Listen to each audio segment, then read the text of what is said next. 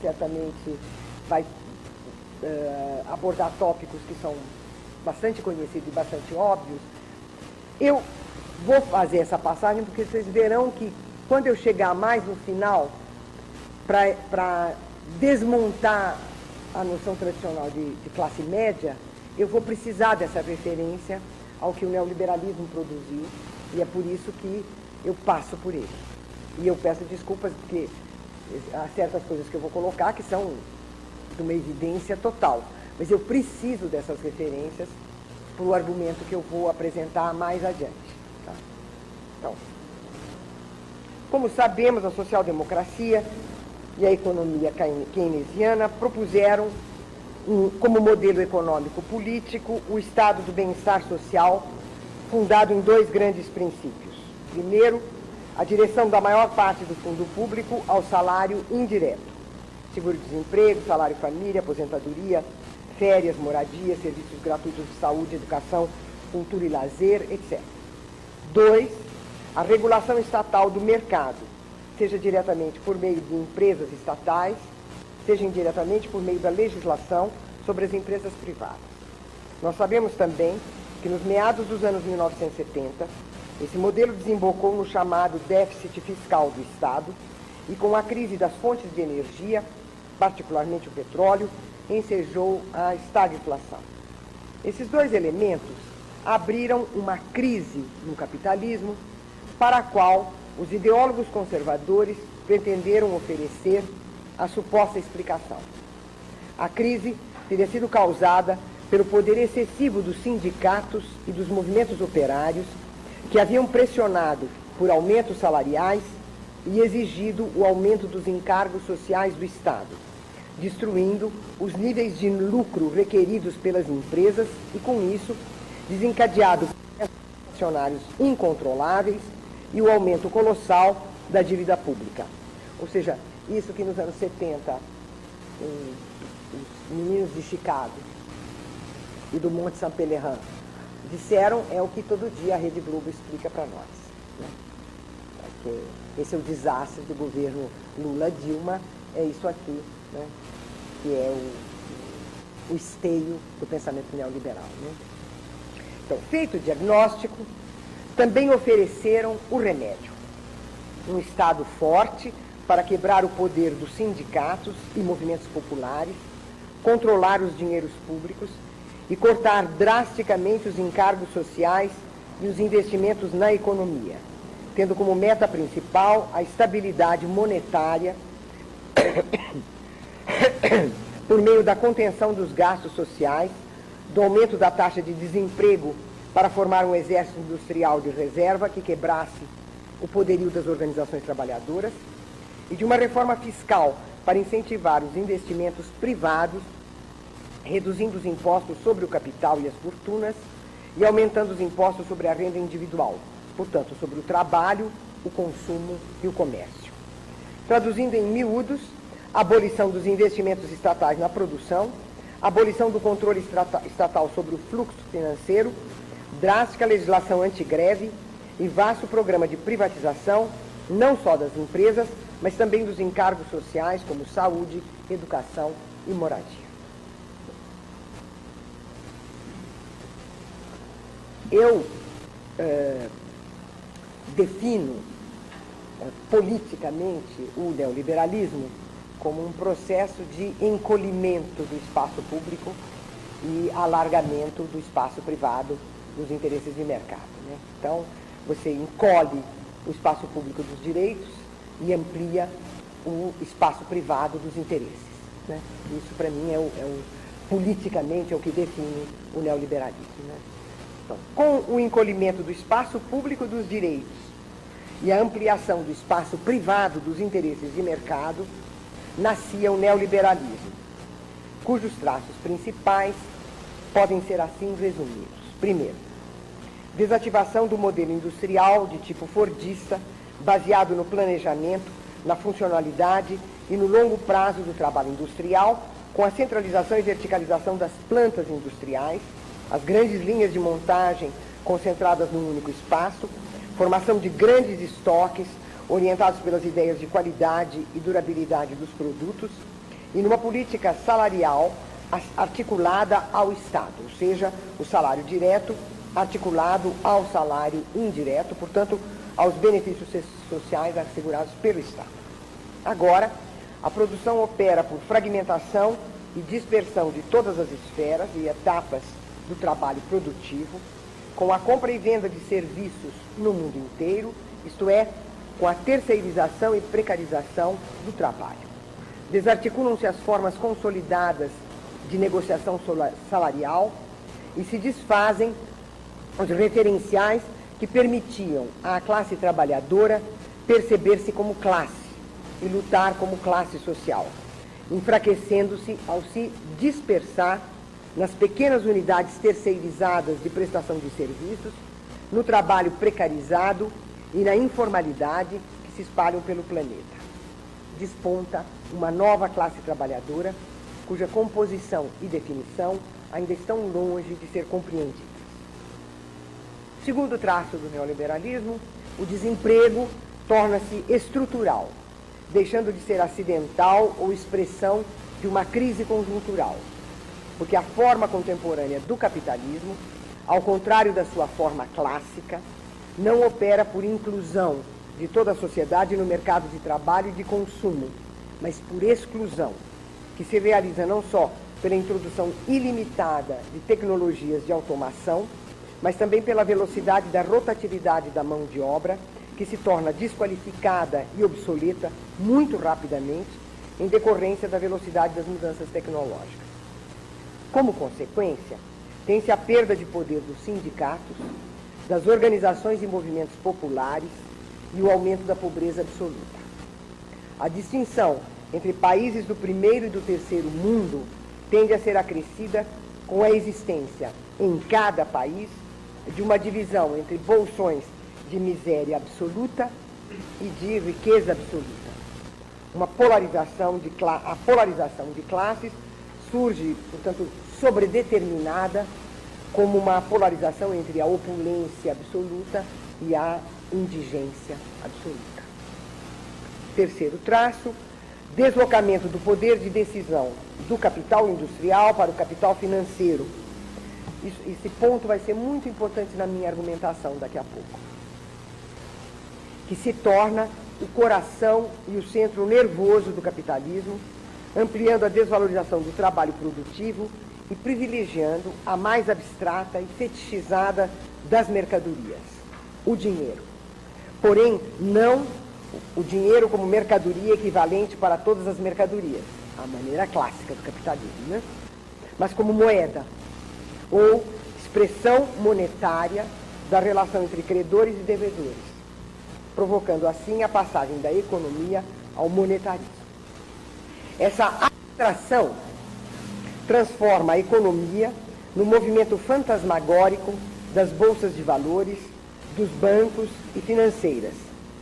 Fantasmagórico porque não operam com a materialidade produtiva, e sim com signos, sinais, imagens do movimento vertiginoso das moedas.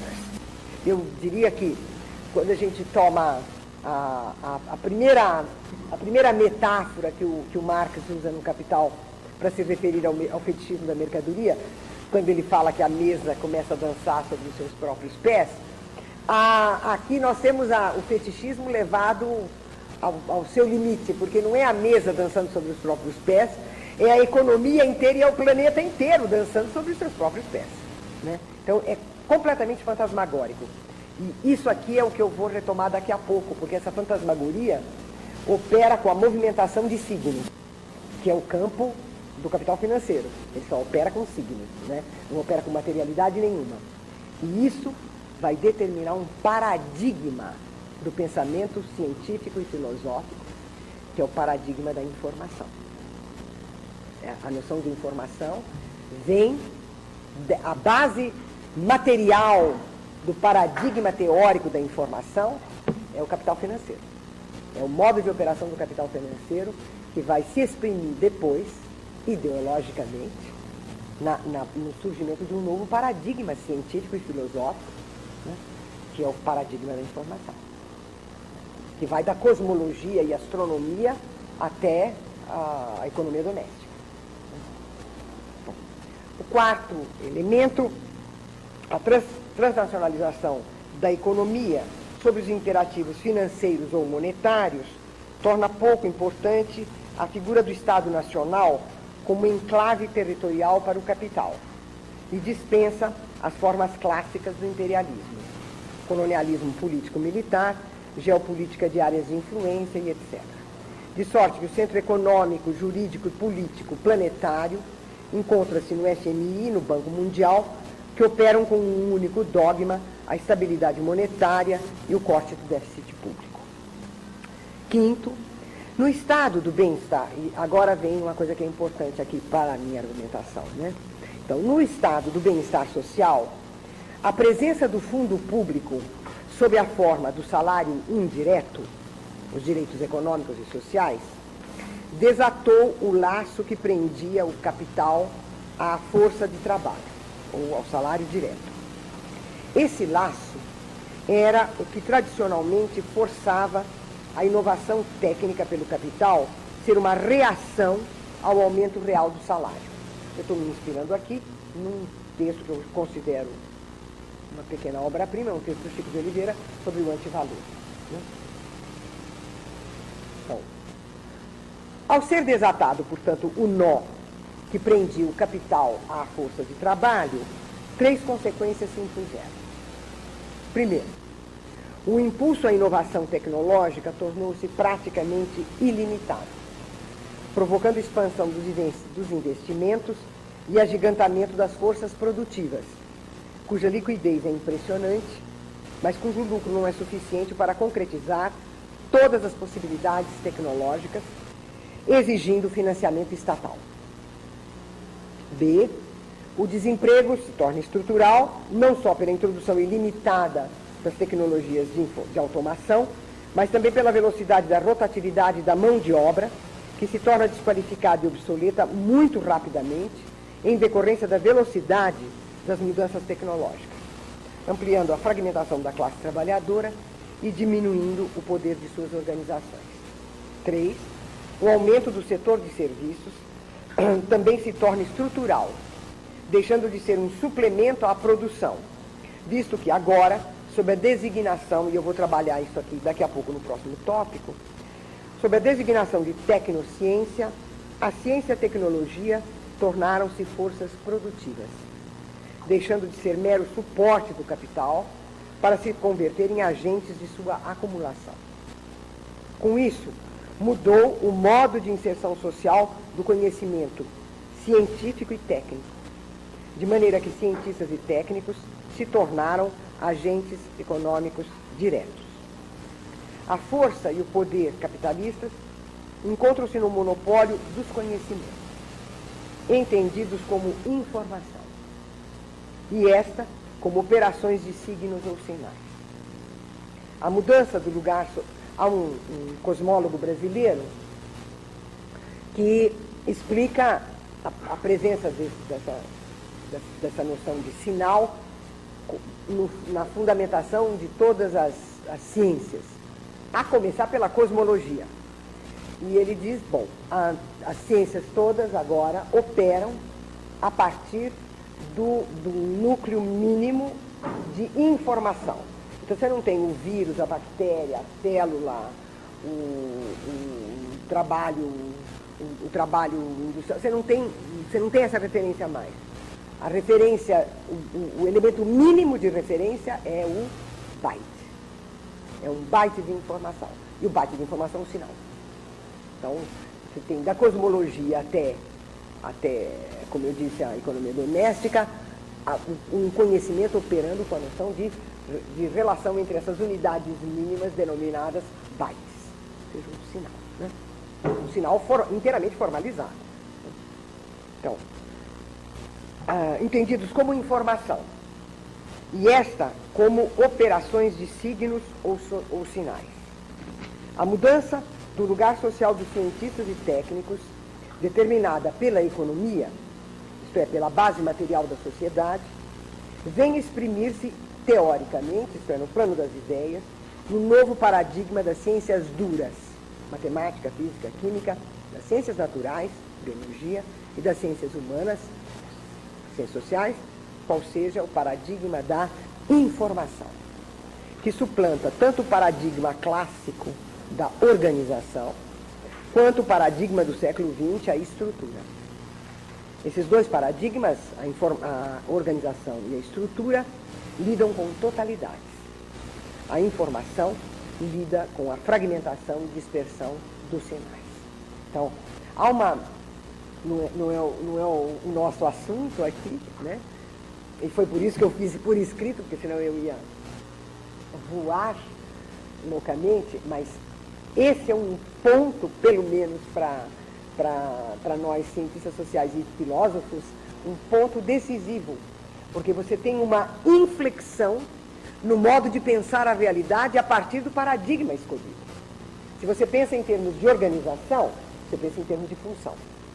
Se você pensa em termos de estrutura, você pensa em termos de relações internas, de produção e conservação de um todo. Se você pensa em termos de informação, você pensa apenas na fragmentação aleatória de sinais que se relacionam. Muda o modo de pensar. Se você toma as ciências, por exemplo, elas abandonaram a noção de causalidade. Elas operam com a noção de simetria. Há uma simetria entre o antes e o depois, entre aquilo que tradicionalmente se chamava causa e efeito, ou seja, muda o modo de configurar o pensamento sobre a realidade. E isto, o meu sólido marxismo vulgar, é determinado pela base econômica, material, isto é, pelo poder do capital financeiro sobre o restante da economia. Eu não tenho dúvida sobre isso. Você tem um mundo que gira e que opera a partir de sinais, completamente fragmentado, né? E é isso que vai se tornar paradigma científico e técnico. Né?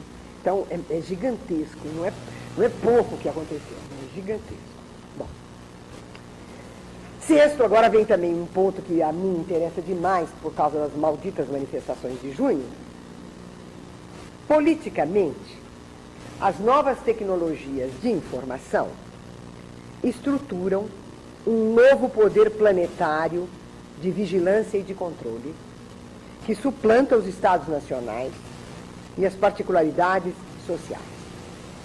Trata-se da internet e da multimídia. A internet é um ponto de convergência entre uma arquitetura industrial, múltiplas linguagens informáticas e um grande número de práticas intelectuais, cognitivas, econômicas, sociais, políticas, artísticas e de lazer. É uma organização de informações, um enxame de redes privadas e públicas, institucionais, comerciais, governamentais, associativas, conectadas em inúmeros nós, que formam uma nebulosa informacional amplamente insondável, diversamente organizada, às vezes aberta e disponível, mas frequentemente fechada e secreta, e que aparece como uma comunicação tecnológica e universal. Embora o uso das redes possa envolver usos técnicos diversos, entretanto, nossa experiência reticular está circunscrita a um número restrito de programas aplicativos que permitem as múltiplas operações desejadas em um número limitado de gestos previstos e uniformes em todo o planeta, sem que tenhamos a menor ideia do que são e significam os protocolos informáticos que empregamos. O usuário, bom, eu tenho insistido que a internet é um reforço gigantesco daquilo que eu chamo de a ideologia da competência. Porque a internet nos produz como incompetentes, né? Na medida em que nós lidamos com um instrumento sobre o qual nós não temos nenhum conhecimento e nenhum controle. Há uma heteronomia total nossa. Nós somos usuários de um instrumento cuja origem, modo de operação e forma de concentração de informação nós desconhecemos. né? E por isso nós somos completamente incompetentes. Se um dos pontos onde o sistema está aprisionado for desligado, como se costuma dizer, tem um pedaço inteiro do planeta que para de funcionar e de se comunicar. Quer dizer, eu vou prosseguir mais um pouquinho, porque eu tenho uma ojeriza à afirmação de que as redes sociais são libertárias. As redes sociais são a produção planetária da incompetência social e política. É isso que elas são. Elas estão a serviço de um instrumento planetário de vigilância e controle. E o caso do Snowden e outros casos estão aí para provar isso. Então, não vem que não tem. Tá? Então, eu peço perdão da minha ênfase, é que quando começa essa celebração intelectual do caráter libertário das redes sociais, eu entro num processo inflamatório. Porque é uma irresponsabilidade política dizer uma coisa dessa, que eu fico doente. Bom, fecha parênteses. O usuário é transformado em mercadoria, perdão, porque a estratégia de venda não consiste mais em vender um produto para o maior número de clientes, mas em vender no ciberespaço o maior número de produtos para um usuário cujo perfil é traçado pelos provedores de acesso, para servir de base de cálculo para o valor de tempo de vida em termos de sua virtualidade de acesso e consumo. Em suma, controle e vigilância dos indivíduos. Eu me dei conta disso da maneira mais ingênua possível, sem nenhuma análise. Foi diante de uma certa perplexidade que eu tive diante da tela do meu computador que eu fui levado a pensar essas coisas, né? Eu comprei uns móveis na Tok Stock. Aí, cada vez que eu abria meu correio, tinha 30 propagandas da Tok Stock. Até aí, tudo bem, porque acho que quando eu preenchi aquelas coisas lá deles, eu devo ter posto meu e-mail. Mas o curioso é que todo mundo que vende móvel em São Paulo começou a me mandar a internet. Bom, depois eu quis fazer uma alteração no meu plano de saúde. Então, mandei lá uma mensagem. Todos os planos de saúde do Brasil me mandam todos os dias mensagens. E eu falei, mas quem está me controlando? Quem está me vigiando? Como é possível uma coisa dessa? Eu fiz uma operação de uma compra de imóveis. E fiz uma operação de relação com o meu plano de saúde. E o que é isso? O que é isso? Ou seja, isso é que eu não sou ninguém. Eu sou uma mercadoria que está ali, né? E eles já traçaram o meu perfil. Estúpidos, no caso, é de uma estupidez total. Eu comprei um móvel na Tok Stock porque eu tinha quebrado, não é porque eu gosto de móveis, certo?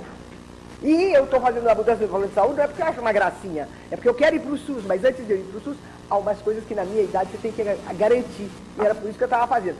Não, isso virou o meu perfil. Ela é compradora de móveis, vão os móveis. E ela gosta de plano de saúde, vão os planos de saúde. Bom, esse tipo de besterol não me alcançou, porque eu tenho 71 anos, tenho muita experiência, já pensei bastante na vida. Agora, pensa na meninada. Pensa na meninada que recebe isso noite e dia, que tem um perfil inventado e pronto e inserido na cabeça deles todos os dias. Isso é de uma violência fora do comum, e alguém tem que analisar isso e pensar isso, né? Eu não tenho entusiasmo nenhum por essas coisas, nenhum. Desde que entre a noção de ideologia e manipulação, não conte comigo. E isso é pura manipulação, né? Então vamos lá. Você vê por que eu escrevi? Porque eu vou me entusiasmando, né? Por sua vez, as multimídias, sistema de comunicação que integra diferentes veículos de comunicação e seu potencial interativo, e que nenhum Estado Nacional sozinho tem condições para, sozinho, implantar, levando por isso à formação de consórcios empresariais regionais globais, formados por empresas de armamentos, empresas financeiras, empresas de comunicação de massa, operadoras de comunicação, provedores de serviços da internet e empresas de computadores, que controlam todo o sistema em escala planetária. Em suma, vigilância e controle sobre os estados nacionais e as classes sociais. Então, isso é o perfil do neoliberalismo, na minha opinião. Então, no caso do Brasil, o modelo neoliberal se implantou nos governos de Fernando Henrique Cardoso com a chamada reforma do Estado. Ou, como diziam os tucanos, uma engenharia política dita racionalizadora e modernizadora, porque vocês sabem que os tucanos têm como lema, eles se apresentam no espaço público como aqueles que são racionais, modernos e responsáveis. Né? Essa é a imagem dos tucanos, a modernidade racional e responsável. Então, tendo como objetivo redistribuir as atividades estatais em 4 campos. O núcleo estratégico do Estado, os 3 poderes, né? O poder executivo presente através dos ministérios. Então, o núcleo estratégico do Estado para definição do exercício do poder. Atividades exclusivas do Estado, definidas pelo núcleo estratégico e que não podem ser delegadas a instituições não estatais. Os serviços não exclusivos do Estado, isto é, aqueles que podem ser realizados por instituições não estatais, na qualidade de prestadoras de serviço, que incluem educação, saúde, cultura, utilidades públicas. Setor de produção para o mercado, isto é, as empresas estatais. O fundamento ideológico da reforma foi cristalino. Todos os problemas e malefícios econômicos, sociais e políticos do país decorreriam da presença do Estado, não só no setor de produção para o mercado, mas também nos serviços não exclusivos, donde se conclui que todas as soluções e todos os benefícios econômicos, sociais e políticos devem vir da substituição do Estado pelas empresas privadas no setor de produção e no setor dos serviços não exclusivos. Em outras palavras, o mercado é portador de racionalidade sociopolítica e agente principal do bem-estar da República. Isso significou, né? A saída do Estado, não apenas do setor de produção para o mercado, como seria de se esperar numa ideologia da desregulação econômica, mas, sobretudo, a sua saída do setor dos serviços públicos. Educação, saúde, moradia, transporte, cultura. Ou seja, cada vez que se falava em privatização, para se referir ao governo tucano, a referência era sempre com relação às empresas, né? E nunca se levou em conta que o núcleo da privatização, pelo menos naquilo que concernia uma perspectiva como a do Partido dos Trabalhadores, que o núcleo da privatização foi sobre os serviços, né? Que o que foi privatizado foi todo o setor dos direitos sociais, é isso que foi privatizado. Os direitos se transformaram em serviços para o mercado, no mercado. Essa é a ação neoliberal do governo tucano, né? Da privatização dos direitos e, portanto, a perda dos direitos enquanto tais. É isso a coisa neoliberal, né? Então, em outras palavras, a reforma excluiu as exigências democráticas dos cidadãos ao Estado e aceitou apenas as exigências feitas pelo capital ao seu Estado. Isto é, excluiu todas as conquistas econômicas, sociais e políticas vindas de lutas populares no interior da luta de classes. Essa identificação entre o Estado e o capital, em sua forma neoliberal, apareceu de maneira nítida na substituição do conceito de direitos pelo de serviços, que levou a colocar os direitos, como transporte, saúde, educação, moradia, cultura, etc., no setor de serviços, destinados a se tornar não estatais e definidos pelos interesses do mercado. A reforma, portanto, em consonância com o neoliberalismo, encolheu o espaço público dos direitos e ampliou o espaço privado, não só ali onde isso seria previsível, nas atividades ligadas à produção econômica, mas também onde não é admissível, no campo dos direitos sociais conquistados, desfazendo assim a articulação democrática entre poder e direito. Com todos os problemas, equívocos